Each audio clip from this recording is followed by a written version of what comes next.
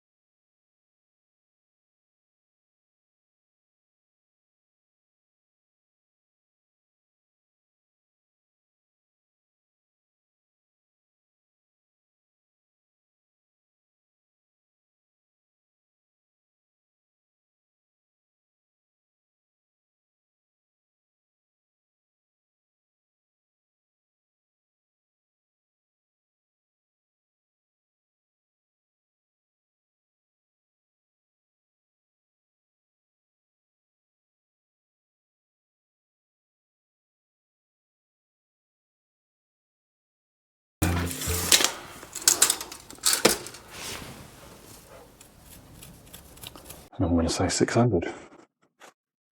And then I'm going to take this laser. Right, so sorry guys, I have no idea where that finished, but basically I'm now saying I've set that laser down there. I've pinged that at 600, that goes up there, and I've pinged a mark here at 600, and that goes up there. So now I can I'm basically casting a line somewhere here, sort of in front of my units, so I can imagine where I'm going to put my downlight. So that's pretty simple. Probably going to come in this void, but I've got to be careful. I don't want to be casting too many shadows over the units. And yeah, that's basically it. And then I think what I'm going to do is I'm going to say from this point up here, wherever this downlight sort of sits here, I might try and then I'm going to parallel it off this wall and lose the fact that this wall has a bend in it. I'll show you from this way. You know, like I was saying the other day, when you look up here, you don't want to see downlights go around a bend. You want to see a straight line through there. You kind of want to see a straight line through here. But I think the answer is going to be this void, and then something along here. And yeah, that should pretty much do us. So I'm going to do 1, 2, 3, 4, 5, 6, 7 in here, and then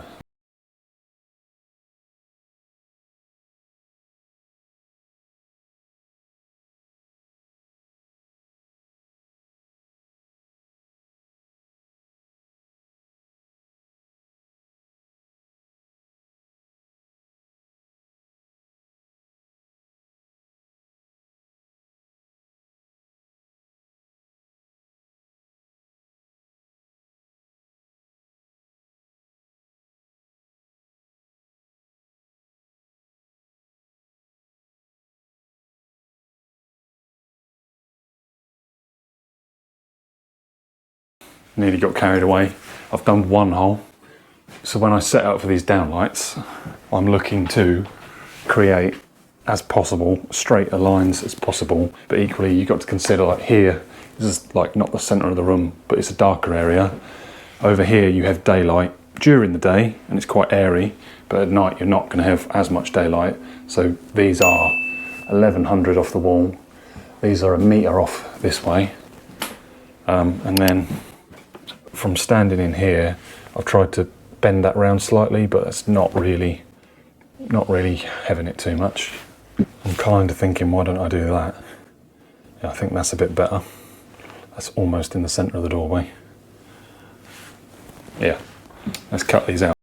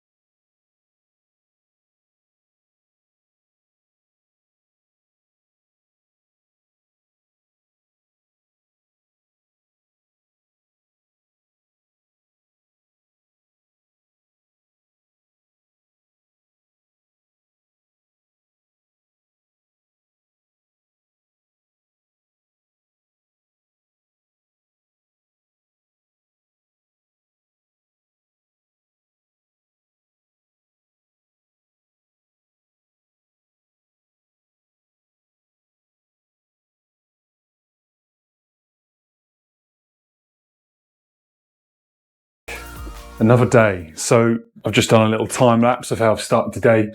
Previously I've been wiring. I can't really show you too much of the wiring. I could be Part P registered, but I'm not. It's comment what you like. It's not worth me having. I don't do this enough to warrant the 12, 15, £2,000 worth of training and certification to be able to say I can do this when I can do it. But that's not the attitude.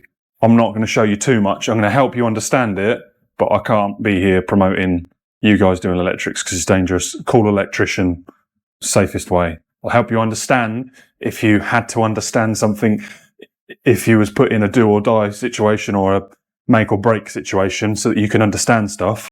So these downlights are quite simply color coded, and with that, they've got LEN.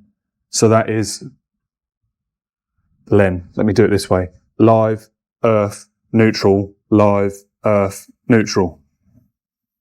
And then with that, we've got like warm white, warm colours, like a 3K yellow, and we have like a 4K, and we have a 5K, which is a nice white daylight, and then we have 6K, which is like a bluey, officey, proper like LED 6K sort of thing.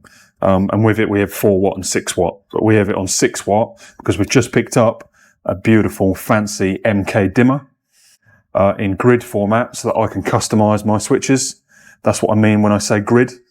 So this is just a faceplate, but grid is, I'll turn you guys around so you can see.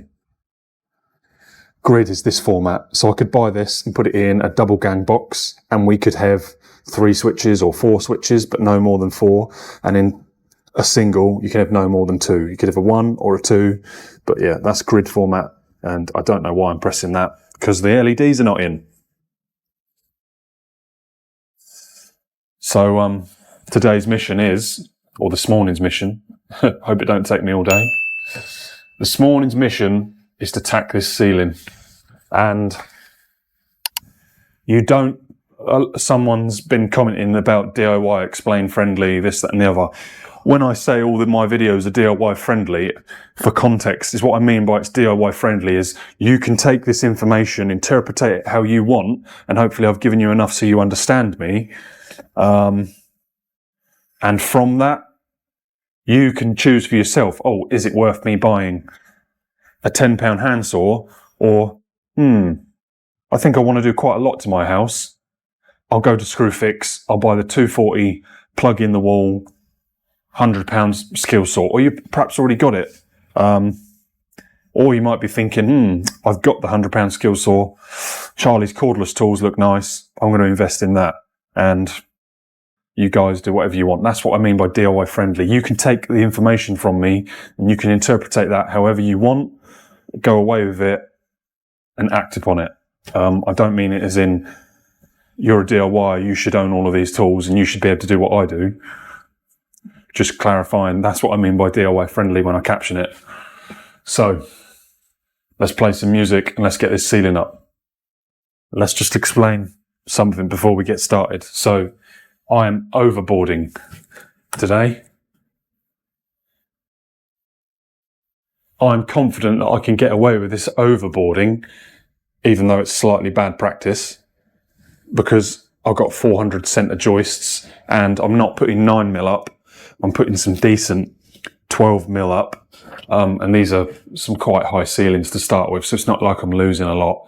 Yeah, yabba, yabba, yabba, yabba.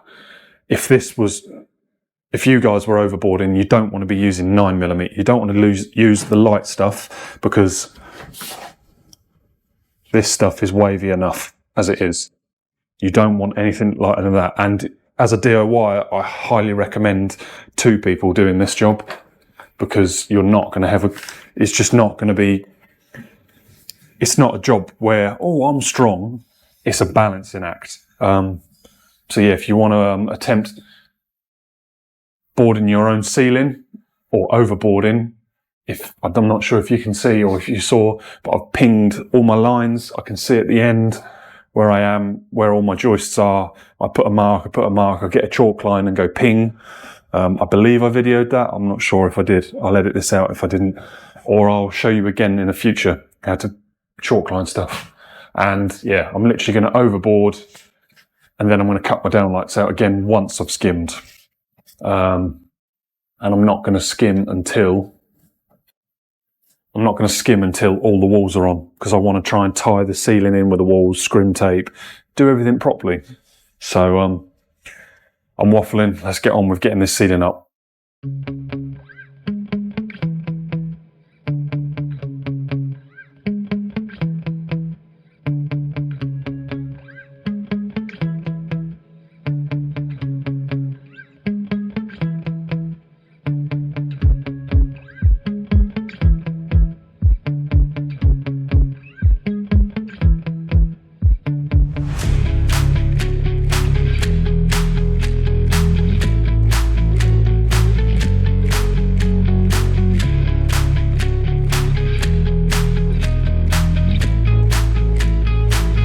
So you just see me throw that one up, and yeah, probably should have told you to mark the wall.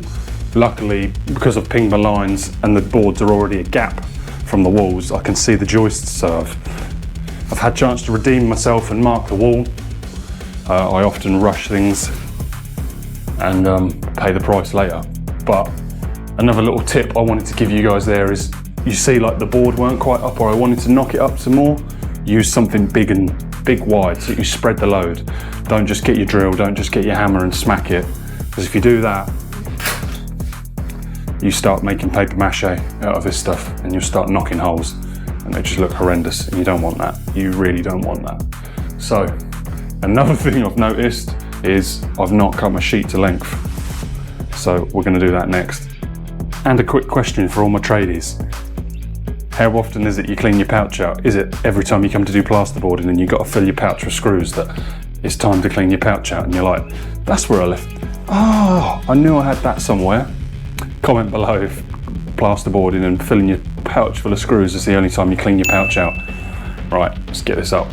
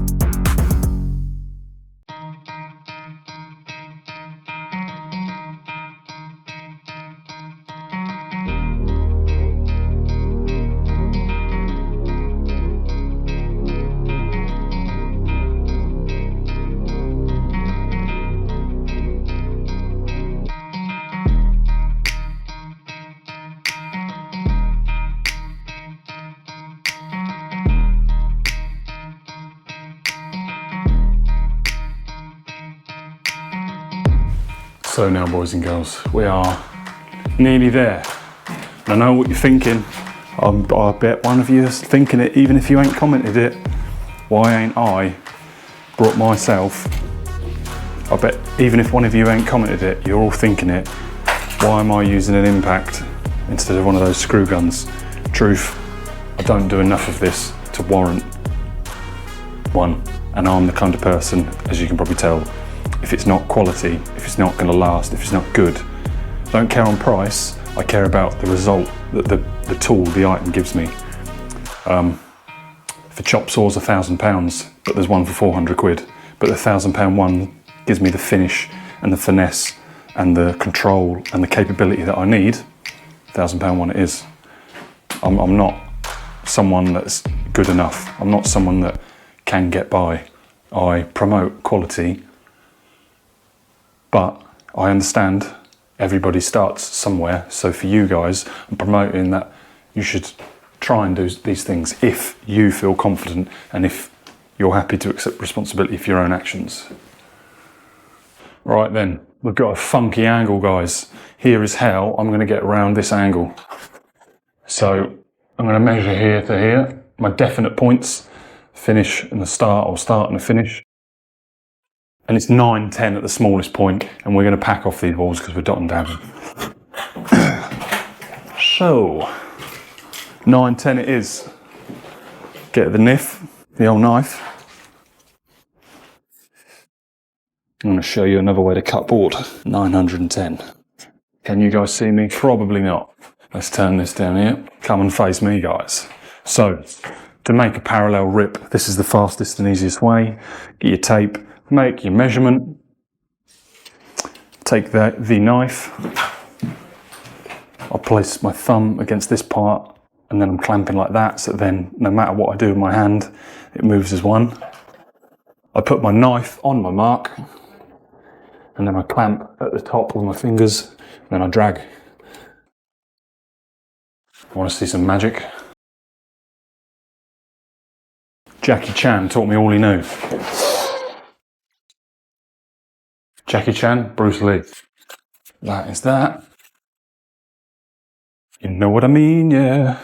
Then let's get our props. Prop. They can go there. Next one can go here. So, now we've got that cut to size. What have I done with the rasp? Rasp. Here it is, hiding. So this, lovely, Marshalltown rasp. There's others, there's cheaper ones, there's better ones. This is just available at Screwfix for me. And this, like a plane, but no adjustment, it just takes the highs and lows out of everything. It almost gives you a finished edge board again. And I always try to make my paper edges meet my paper edges and the open edges go to the outer edge, so that when I'm skimming, there's no bare plasterboard for suction. So I want to turn this around. Spin, spin. Legs tomorrow at the gymnasium. That's going to be fun. If you don't want to be on camera, I'll edit you off. Where is it? Where's the camera? There, but earlier. I didn't say to you earlier, he was walking in and out. Don't worry, it's fine. Get a few comments. Who's that?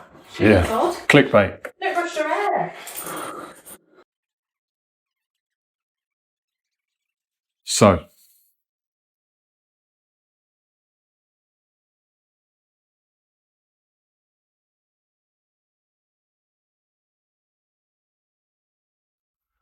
How are we gonna sort this out? I'll tell you how we'll sort this out. How far are we gonna notch this? I'll tell you. This is similar to scribing, but it's like transferring your marks. I don't know what to call it. It's just a different way of working things out. Put the old knife away. So, come here and measure how much that overlaps. 25 mil. Come here. Roughly mark 25 mil. Then 25 mil on your tape, or something that is 25 mil thick. This is the thing with emptying your pouch. I will now show you the correct way, the only way. Blimey. That 25, yeah, there's 25. You know what I mean, yeah. Mate, a 25 mark there. Yeah, you follow it, yeah. So all I'm doing is, where my board's like that, but my wall is running out over there, I've got to come 25 mil off the wall there, and 25 mil off the wall here, which is coming somewhere here in my sheet, and then I've got my parallel mark to the wall that's parallel here. Watch and learn, boys and girls, watch and learn. Smash that like button and stay tuned for more. I'm on one and I ain't even had any caffeine. Let's use Sally Saw.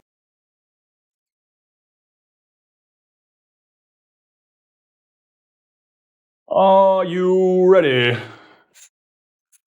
Here we go then, guys. Let's get that over there. Right, it's a little bit tight. We're going to use reason and persuasion. No, wait. This is persuasion and this is reason. I'll explain. This is probably enough to give that a reason to go in. Yeah, buddy. Lightweight. Only I could screw through the board and hit a nail below. When I met you in the summer.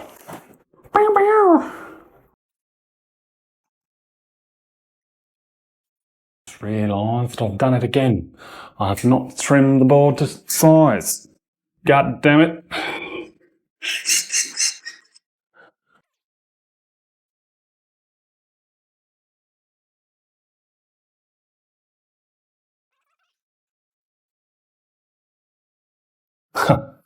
Second time. How many more nails am I going to hit on the head? As long as it's not water pipe, eh?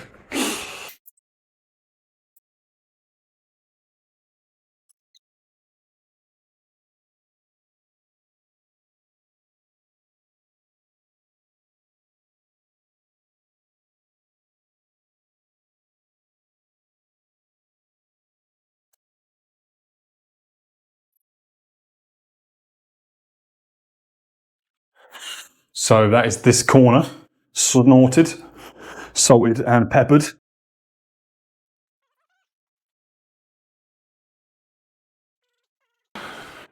Let's move you guys around town.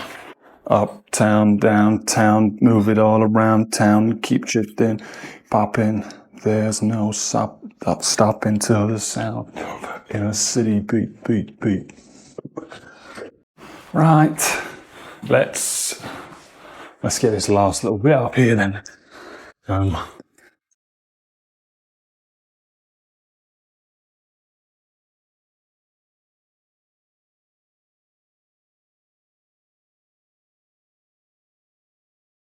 There we go. There we go.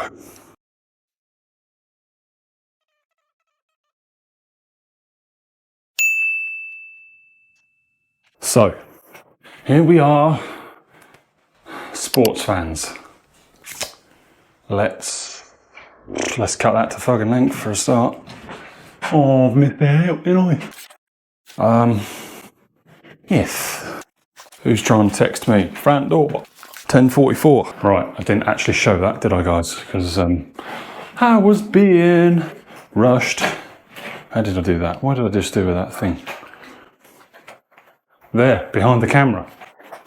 Right, I took my straight edge, lined everything here up with my screws. Yeah, so I'm getting like from here to here, and that passes. Oh, that's why I was slightly off. And that passes through there, and that gave me my line. Tricks of the trade. 1.70 m at the largest point, and at this point over here, I want to be just under 950. So say 945 by 1.70 m. So here's what we're going to do. All right here, 945. And right here, 1.70 m. Now what I need to work out is how far apart are they? They are 1.90 m. So from here to here, I want to be 1.090, 1.90 m, or 1.9 centimeters.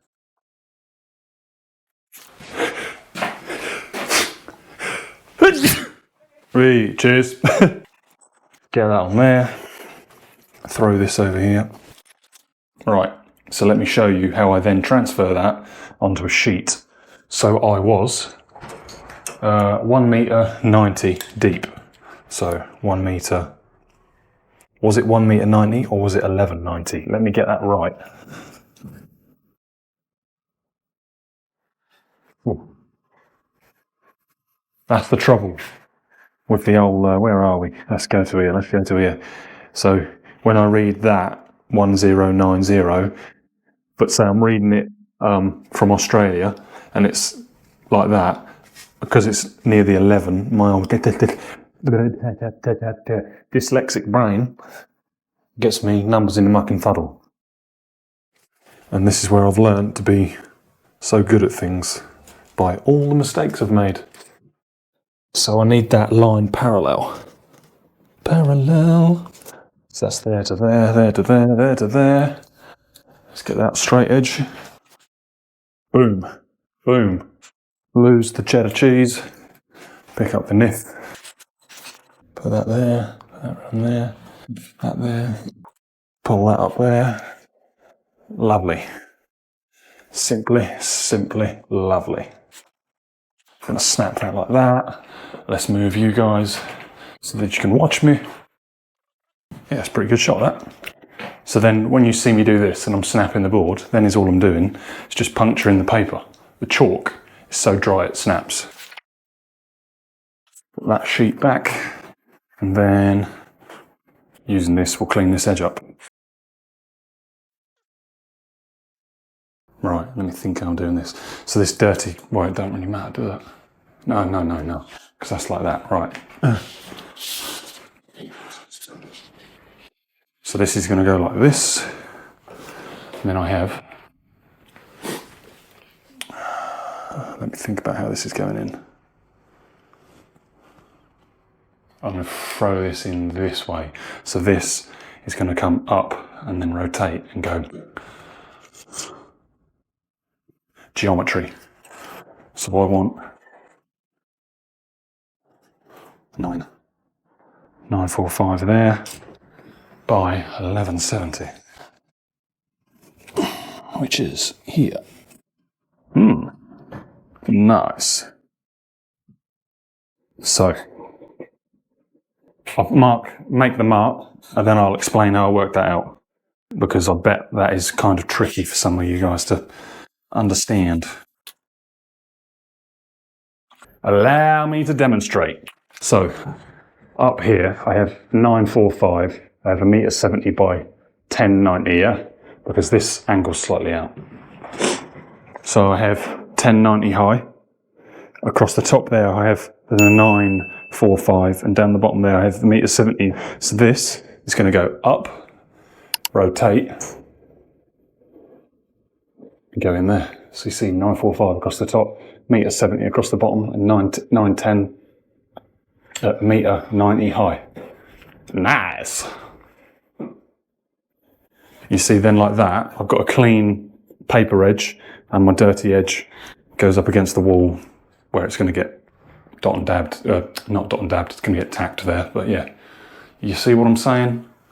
Because when it comes to these edges, this bare chalk, there's no paper, I mean that's the back of it, you want this front paper, but there's no control on the suction. As soon as the wet, damp plaster touches dry dry chalk, and then it cracks. That's why when rooms get plastered, you see all the joints dry out sometimes. It's because that's where the cuts are, that's where it's gone and sucked all the moisture. Let's get this one up. Right. Let's put the pouch on one last time. I'm rubbish for wearing pouches. That's been knifed. Oh, look at that. Beautiful.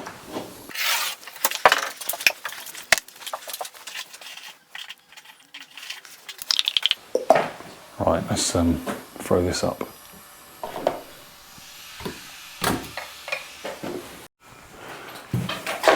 Let's tack a ceiling. Let's tack a ceiling.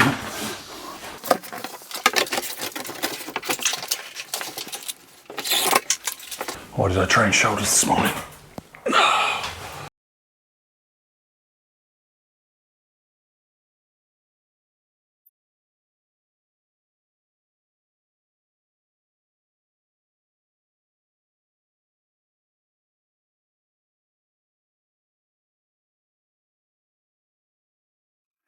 Oh, mate. How, if you wanted to hit the same thing 3 times blind, you wouldn't do it.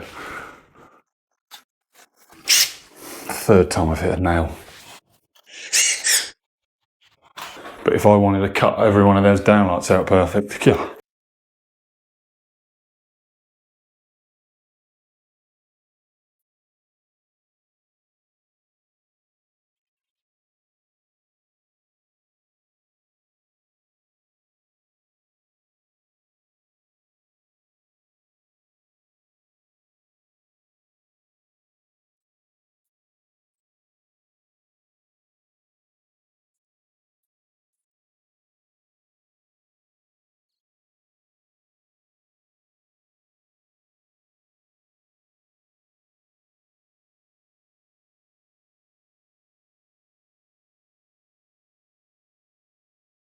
We found it in the end.